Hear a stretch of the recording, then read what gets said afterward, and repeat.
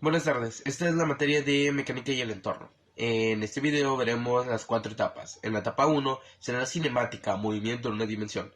En la etapa 2 será cinemática, movimiento en una y dos dimensiones. En la etapa 3 será cinemática, movimiento circular. Y para finalizar, etapa 4, dinámica, aplicaciones de las leyes de Newton.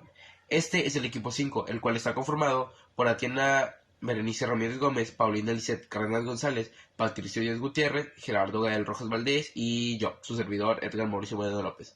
Espero y les guste el video. Buenas tardes, soy Gerardo Gael y en este proyecto vamos a abordar todos los temas que se vieron a cabo en todo lo que viene siendo el semestre. Veremos la etapa 1, que consiste sobre el movimiento en una dimensión, la etapa 2 con el tema del movimiento en una o dos dimensiones. Veremos también la etapa 3 con el movimiento circular uniforme y por último vamos a tocar el tema de la etapa 4, que viene siendo lo que abarca las aplicaciones de las leyes de Newton, y daremos nuestras opiniones al respecto y unas conclusiones.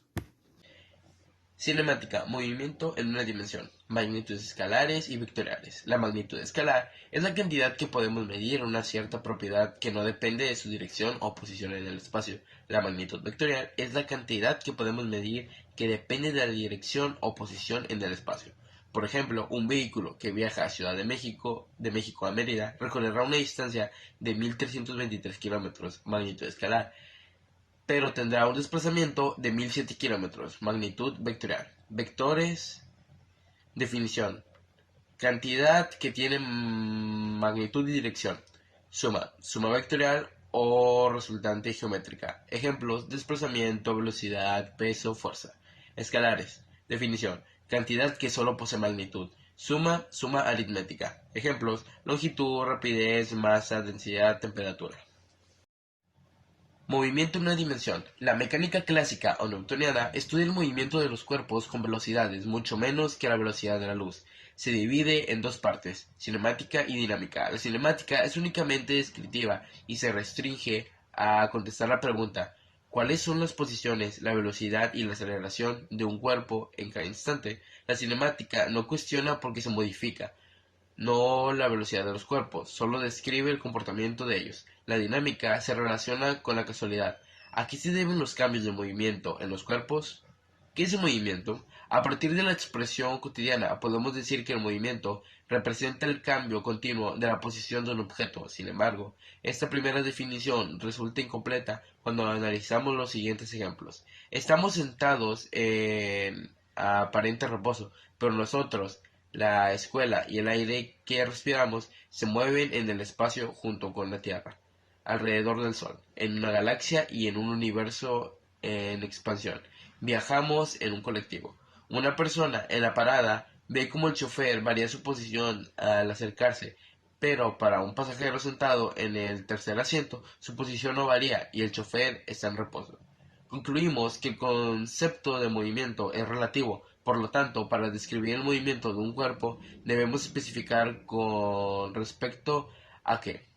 Decimos que un cuerpo es un movimiento cuando varía su posición a medida que transcurre el tiempo con respecto a otro cuerpo de vista de las leyes de Newton. Desde el nacimiento de la materia, allá por el Big Bang, los distintos cuerpos y partículas formados interactúan unos con otros, dando lugar al movimiento.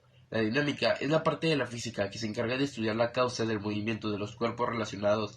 Esta causa, con el efecto que se produce, fue el científico Isaac Newton (1642 a 1727) quien fundó las bases de la dinámica a través de tres simples leyes. Las leyes de Newton permiten explicar cómo se comportan los cuerpos desde el punto de vista dinámico y son: el principio de la inercia o primera ley de Newton, el principio fundamental o segunda ley de Newton, el principio de acción o reacción o tercera ley de Newton.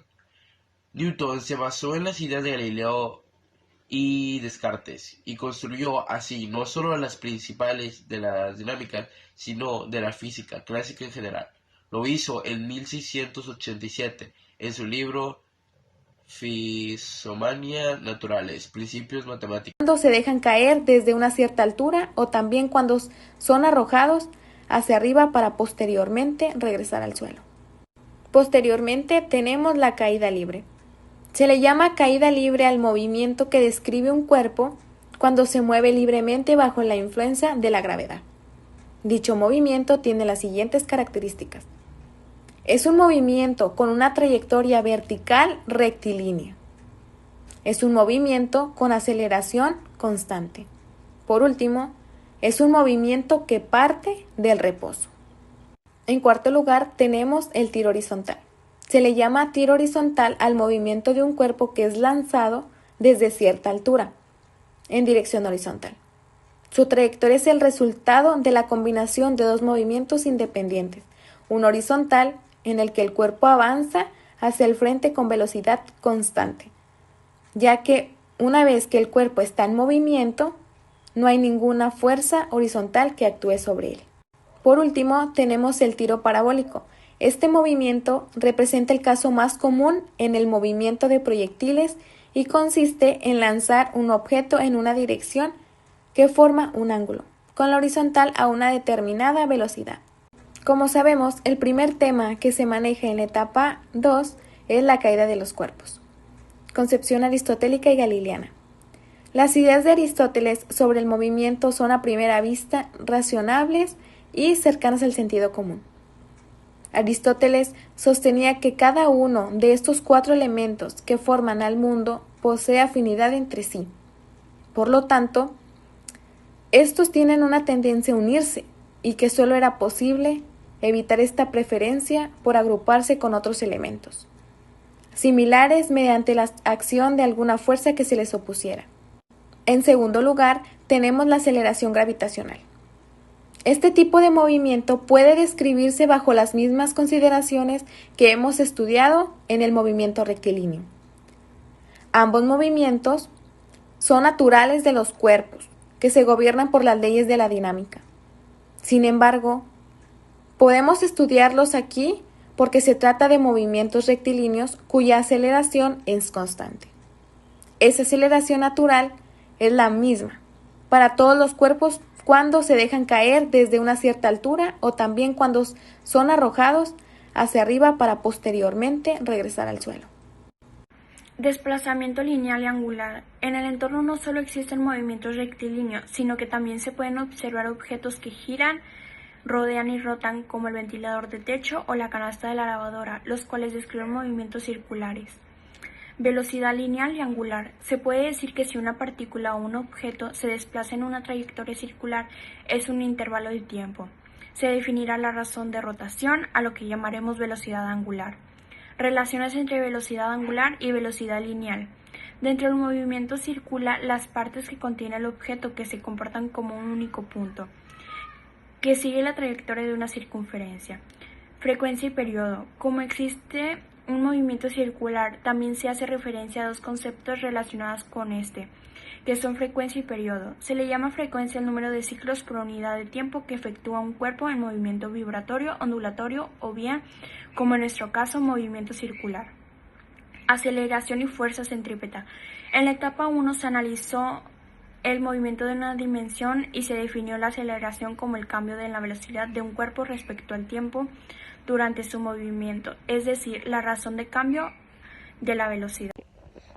Las leyes de Newton, también conocidas como leyes del movimiento de Newton, son los tres principios a partir de los cuales se explica una gran parte de los problemas planteados en la mecánica clásica, en particular aquellos relativos al movimiento de los cuerpos que revolucionaron los conceptos básicos de la física y movimientos de los cuerpos en el universo.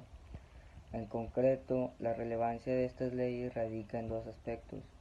Por un lado, constituyen junto a la transformación de Galileo las bases de la mecánica clásica, y por otro, al combinar estas leyes con la ley de la gravitación universal, se pueden deducir y explicar las leyes de Kepler sobre el movimiento planetario. Así, las leyes de Newton permiten explicar, por ejemplo, tanto el movimiento de los astros como los movimientos de los proyectiles artificiales creados por el ser humano y toda la mecánica de funcionamiento.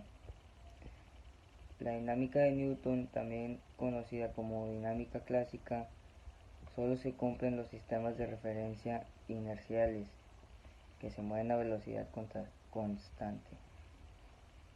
La Tierra, aunque gire y rote, se trata como tal a efectos de muchos experimentos prácticos. Solo es aplicable a cuerpos cuya velocidad dista considerablemente de la velocidad de la luz. Cuando la velocidad del cuerpo se va aproximadamente a los 300.000 kilómetros por segundo, lo que ocurriría en los sistemas de referencia no inerciales, aparecen una serie de fenómenos denominados efectos relativistas. Bueno, ya para finalizar nuestra conclusión, que concluimos que esta etapa fue muy divertida, en algunos momentos algo extrema, pero pudimos afrontarla e informativa, fue sobre todo muy informativa, ya que pudimos apreciar sobre diferentes temas, los cuales serían como el movimiento en una dimensión o en dos, movimientos angulares, movimientos circulares y explicaciones de las leyes de Newton. Nos tardamos mucho haciendo este trabajo, pero creemos que valió la pena, creemos que nos quedó bien y creemos que lo hicimos con la información más completa, concreta, y nos gustó mucho el trabajo. Nos gustó el equipo, nos gustó la etapa, nos gustaron todas las etapas y nos gustó el trimestre, y esperamos que en un futuro podamos llegar a poder seguir aprendiendo estos temas tan interesantes.